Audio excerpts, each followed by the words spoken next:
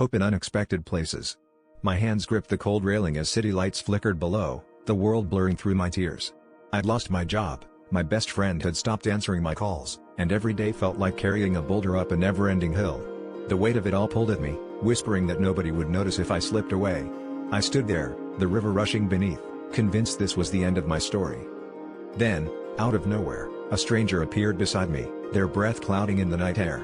They didn't offer clichés or ask invasive questions, they just quietly handed me a hot cup of coffee and said, "You look like you could use a friend tonight." That simple act broke through the fog, warmth seeping into my frozen hands and, somehow, into my heart. We stood in silence, watching the water together, and for the first time in months, I felt seen.